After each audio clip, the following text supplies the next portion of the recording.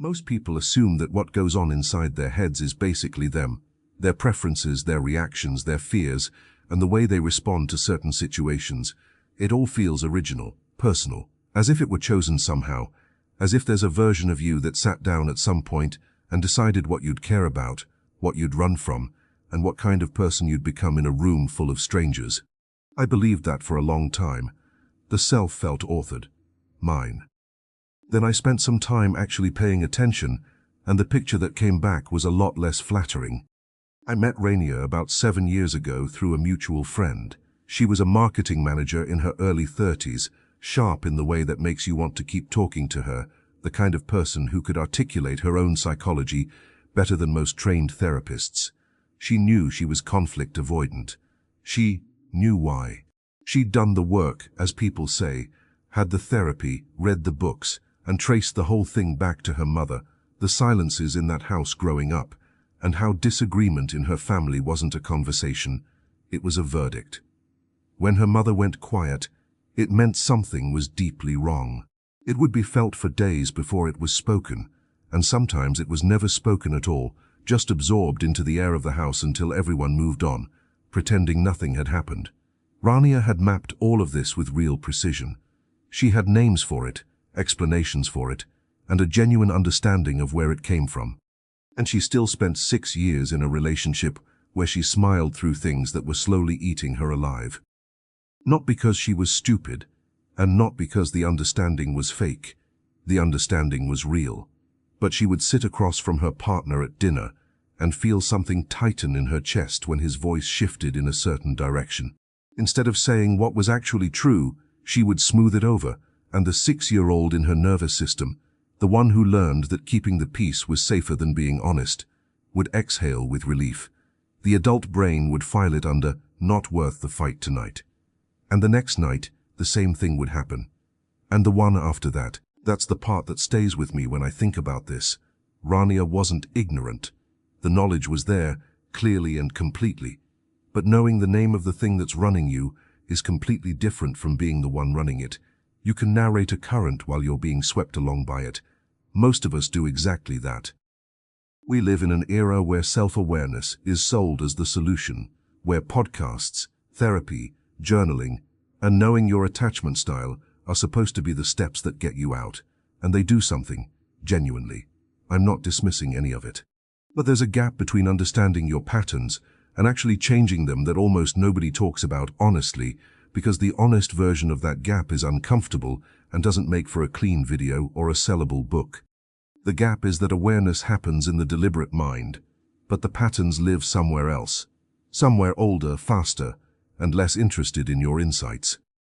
John Bowlby spent decades trying to explain something we're still not fully willing to accept as a society, which is that the relationships we had before we could reason properly laid down a set of operating instructions we've been running ever since. Not as memories exactly, not as things you can recall and examine and decide to update. More like muscle memory for emotions. More like a thermostat that got calibrated in childhood and now regulates your responses to closeness, distance, conflict, and silence, regardless of what your adult mind thinks about the situation. Your nervous system learned what to expect from other people. It built a whole architecture around protecting you from the worst version of those expectations, from disappointment, abandonment, explosion, or withdrawal, and it built all of this before you had the vocabulary to disagree with it. Before you had any concept that there were other ways to be, that other houses felt different, that other families talked about things, that the particular emotional climate you grew up in wasn't just how the world worked. So the force shaping your inner world isn't some vague poetic reference to your childhood. It's more specific and more ordinary than that. It's the pattern your body learned to call normal. And normal is the most invisible thing in existence because you can't see what you're standing on. You can only see it when you step off it, and stepping off it is exactly what the whole system is designed to prevent. I ran into this in myself a few years ago in a pretty embarrassing way. I was in a work situation where someone I genuinely respected kept dismissing my ideas in group settings. Not cruelly, just casually, the way you brush past something that doesn't need much attention. And I kept showing up, trying harder, doing more preparation, being more thorough, framing things differently, and adding more evidence. I kept trying to earn a response I wasn't getting.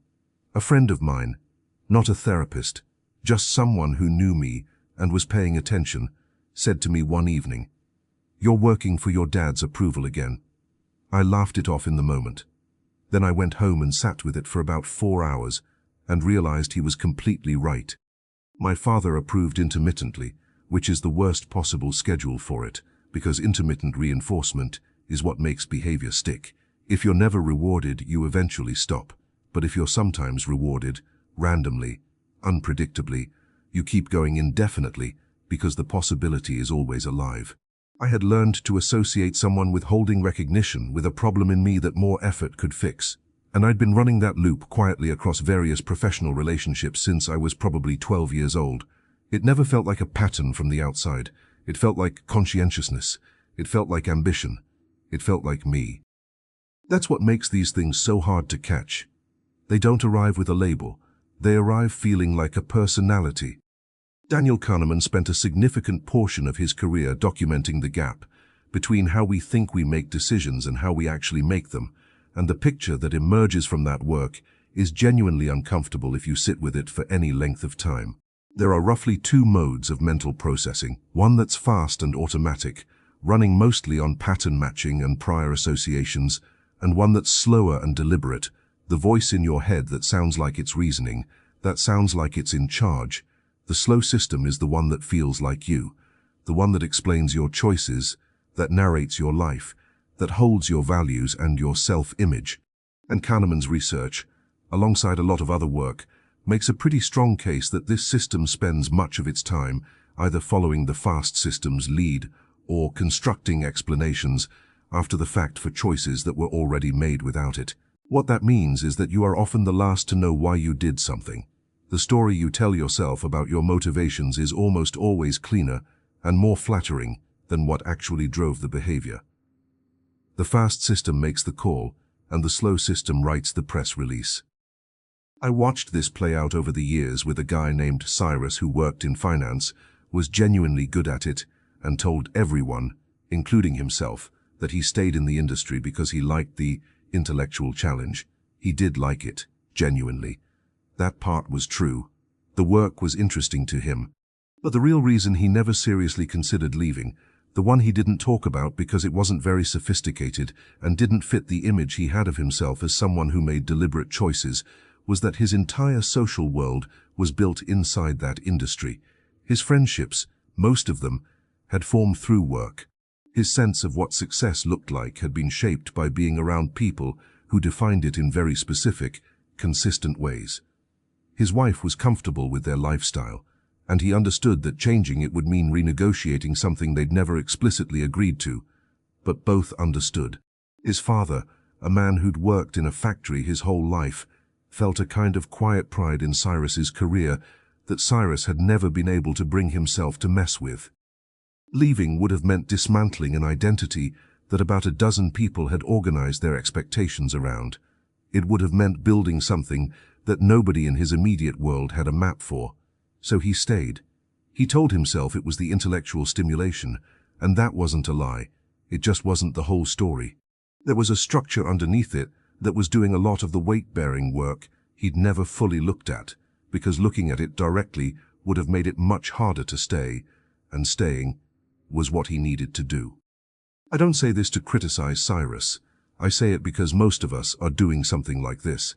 There's usually a real reason, and then there's the architecture underneath it, the social physics of your particular life, the identity costs, the relationship implications, the quiet agreements you've made with the people around you. And because the architecture is invisible, and the real reason is visible, we talk about the real reason and call it the whole picture. Now, there's an objection here that I want to take seriously because it's a fair one. People say, but I have made real changes. I've genuinely worked on myself. I've broken patterns, I've grown, and the person I am now is genuinely different from the person I was 10 years ago. And yes, that's true. People do change. Real change happens.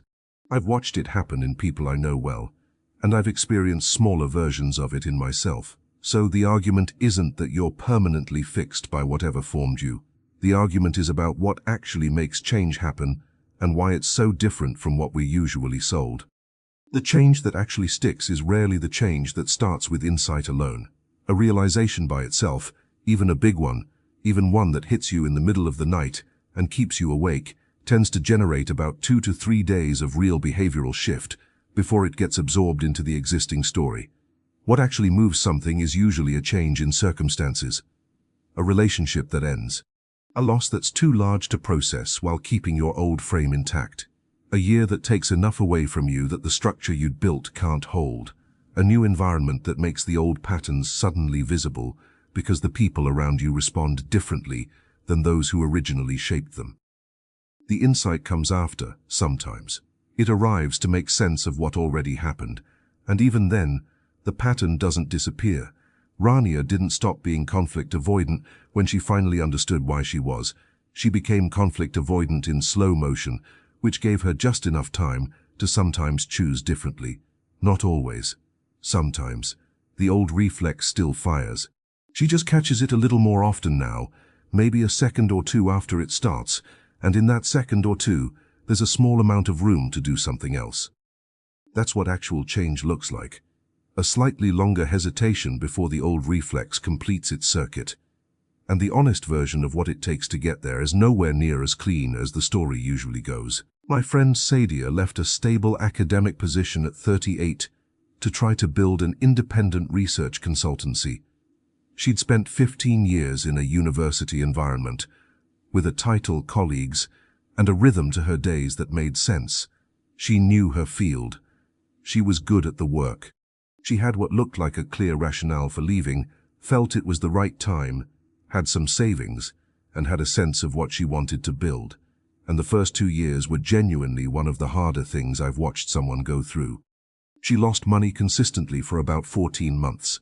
She lost standing in her field, which sounds abstract but felt very concrete, because people who'd called her for input stopped calling, invitations thinned out, and there were months when her professional life felt entirely invisible. But the harder thing, the one she talked about late in the evenings when she was being really honest, was the loss of the internal structure. She hadn't realized how much of her sense of self was organized by the institution. The title wasn't just a job title, it was an answer to the question of who she was. Without it, she woke up at 3 a.m. with a kind of formless anxiety that she described as not knowing where she ended and everything else began. The things that had been quietly holding her identity together, the role, the colleagues who knew her work, the rhythm of a semester, the knowledge of what the next 5 years roughly looked like, were gone. And in that gap there was mostly disorientation, not the clarity and freedom she'd been expecting based on the encouragement she'd gotten from everyone who told her to go for it. She told me once that the worst part wasn't the financial stress, though that was real. The worst part was that she didn't know who she was when she wasn't performing a function that someone else had named and validated, and sitting with that, actually sitting with it rather than filling it up immediately with busyness or new projects, was the most uncomfortable thing she'd done. But it was also the only way she got to anything real underneath it. She built something eventually, smaller than she'd originally imagined, more focused, with less income than her previous life. Whether that counts as a success depends entirely on what you think success is supposed to feel like, and that question is actually the whole point. The sociologist Pierre Bourdieu coined the concept of the habitus, and I want to spend a minute on it because it names something that's otherwise hard to point to. The habitus is roughly the set of instincts, tastes, assumptions, and reflexes that a person develops through upbringing and social position and then carries into every new situation without being conscious of it. It's your sense of what feels possible and what feels ridiculous, your sense of what kinds of rooms you belong in, your sense of what people like you do and don't do, your aesthetic responses, your sense of humor, your comfort with certain kinds of risk, and your visceral avoidance of others. And the crucial thing about the habitus is that it wasn't chosen. It was formed by conditions, by class, by family, by neighborhood, by the particular collection of adults who were around you in your first decade, by what was valued, what was mocked, and what was invisible in the social world you came up in. Your habitus is a very precise record of where you came from. And a lot of what you experience as your personality, your sense of what you deserve, what you think is realistic to expect from life, what kinds of relationships feel natural and which ones feel like a stretch, is actually that record playing back, not your essence, a faithful record of your particular circumstances. That sounds deterministic, and I know it does. But it's not quite, because the habitus can become visible to you, and visibility is a precondition for anything shifting. The problem is that visibility usually requires something disorienting to happen. It requires you to get into a context where your habitus doesn't fit perfectly, where the assumptions you carry don't match the assumptions of the room, where you can suddenly feel the thing you'd always just called yourself as something separate from yourself. I remember talking to a woman named Priya who grew up in a working-class household and earned a scholarship to a fairly elite university. She described the first year as feeling permanently underdressed, not just in clothes. Her humor didn't land the same way. Her sense of what was worth taking seriously didn't match the room. She spent enormous energy translating herself in real time, figuring out which parts to show and which to set aside, becoming fluent in a set of codes she'd had no exposure to growing up. And she said the hardest part was that she couldn't go back to being fully comfortable at home either, because now she could see that place from the outside, too. She'd lost the effortlessness of belonging completely anywhere and gained a clarity about how much of belonging is just a shared set of invisible rules that nobody had to consciously learn because everyone grew up with them. That experience of being between worlds, uncomfortable as it was, gave her something. She could see both sets of codes. She could see her own habitus as a habitus rather than just as reality. And that visibility, painful as it was to achieve, meant she had more actual choice about which parts of it she wanted to keep. Most people don't get that kind of forced perspective. Most people stay inside a world that confirms their existing frame, reflecting their assumptions to them as simply how things are, so the habitus runs undisturbed and gets mistaken for the self forever. And this brings me to Viktor Frankl, not because he had a clean answer to any of this, but because he faced the most extreme version of the question and documented what he found. In the concentration camps, Frankl watched people lose everything that normally makes up a self in the social and external sense. Possessions, relationships, roles, physical autonomy, basic dignity, and any sense of what the future looked like. The conditions were designed to strip identity down to nothing, and what he observed, carefully, over the years of those conditions, was that the inner life didn't disappear. It adapted. It found a different register to operate in. Some people found something inside that the conditions couldn't confiscate. Others didn't, and Frankl was careful not to romanticize the ones who didn't, not to imply they failed some moral test. The conditions were genuinely annihilating for many people. But what he drew from his own survival and from watching others was something he spent the rest of his life trying to articulate. That even when every external force is running at maximum, when the circumstances are as bad as they get, there remains some residual capacity in the human being to choose what they make of it. Not in a breezy way. Not in a motivational poster way. In a very hard, often nearly impossible way that requires everything a person has, and sometimes more than they have. The capacity to decide what the experience means. The capacity to remain, in some minimal but real sense, the author of the inner life, even when the outer life is completely out of your control. I find this genuinely important when thinking about the unseen forces, because the question isn't whether they're real. They clearly are. The patterns laid down in childhood, the social physics of your class and environment, the fast and automatic systems that make most of your decisions before the reasoning mind gets involved, all of it is real and runs constantly, and most people are never fully aware of it. But Frankl's question, the one his work keeps pointing back to, is whether there's a part of the inner world that isn't just a product of those forces, whether there's something in there that belongs to you in a way that formation can't fully account for. I think there is. But getting to it requires something most of us actively and skillfully avoid, which is spending genuine time in uncertainty about who you are when you strip away the borrowed definitions. The professional identity, the family role, the personality you develop to manage specific people in specific rooms, the aesthetic, the taste, and the humor that came from where you grew up. When you take all of that away, which circumstances sometimes force, and which most people never voluntarily attempt, what's left is nothing.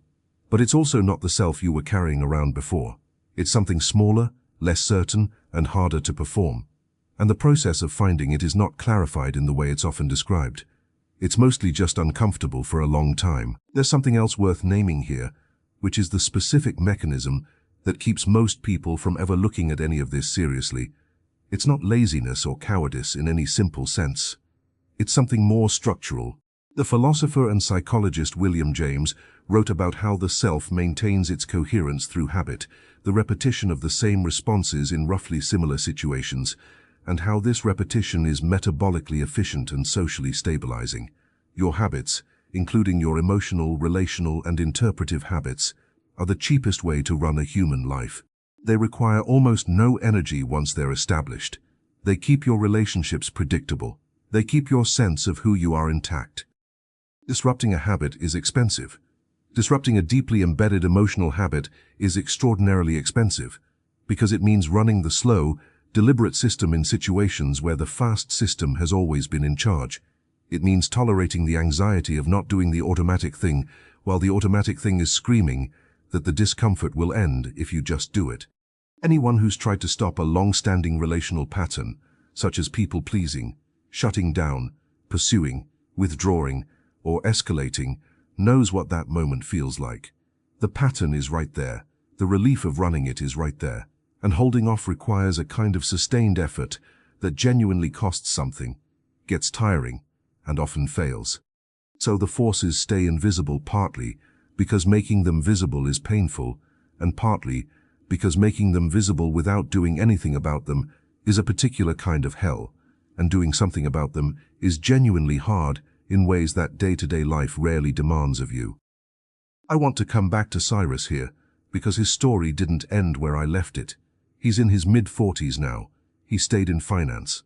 A few years ago, he had a conversation with his teenage son, who told him, fairly directly, that he seemed like someone waiting for his real life to start. Cyrus told me this over the phone, and there was a long pause after he said it, the kind of pause that means someone is deciding whether to keep talking. He said, "The kid's right. I've been waiting since I was about 30. And then another pause. I don't know what I'm waiting for. He hasn't left finance. I don't know that he will. But something in that conversation cracked something open, and the man I've spoken to since is paying attention in a way he wasn't before. He's no longer running the story that intellectual stimulation is the whole explanation. He's sitting with a more uncomfortable, more honest version of his life. Whether anything changes in the external circumstances, I genuinely don't know. But the inner world shifted, and that's nothing.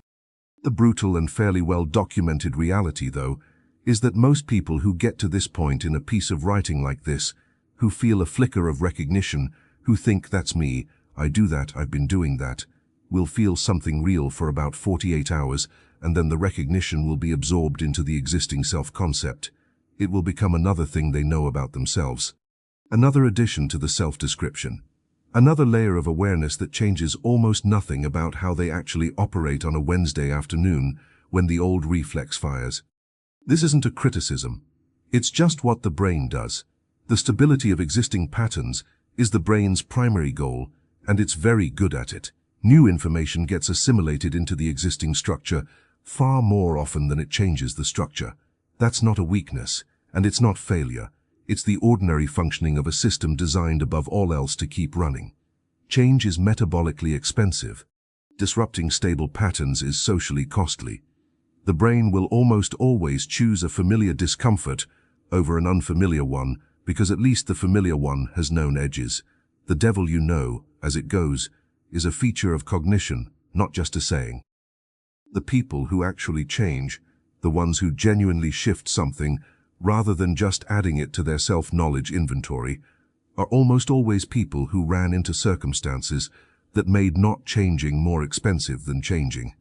Rainier finally left the relationship when she realized she was teaching her younger sister what a relationship was supposed to look like. Sadia left her academic post partly because her body began having a very specific physical response every Sunday evening that she could no longer rationalize. Cyrus is sitting with his son's observation because it touches something he doesn't have a clean answer for. The insight alone wasn't enough in any of these cases. The insight was the map. The circumstances were what finally made them pick it up. There are a few things worth being honest about, and I'll say them plainly. The forces shaping your inner world are real, and they've been operating much longer than you've been aware of them. They show up as your personality, preferences, instincts, and emotional responses. Sorting out which ones are genuinely yours and which ones were formed before you had a say is one of the hardest pieces of work a person can do. Most people don't do it. Not because they're oblivious, but because the ordinary incentives of a human life don't point toward it. The comfort is real, the predictability is useful, and the self you've built on top of all of it functions well enough to get through most days.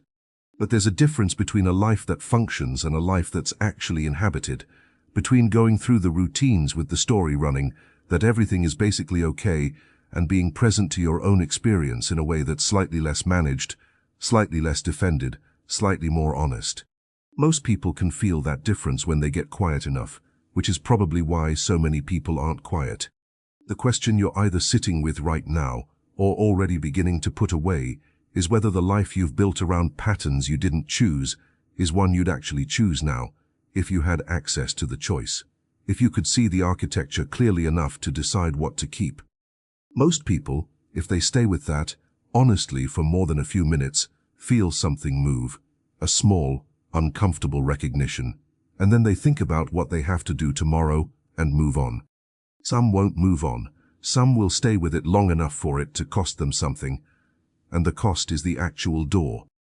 The forces are real, they're running right now, and everything you've been calling your inner life is partly, maybe mostly, a record of forces that arrived before you did. What you do with that is entirely yours.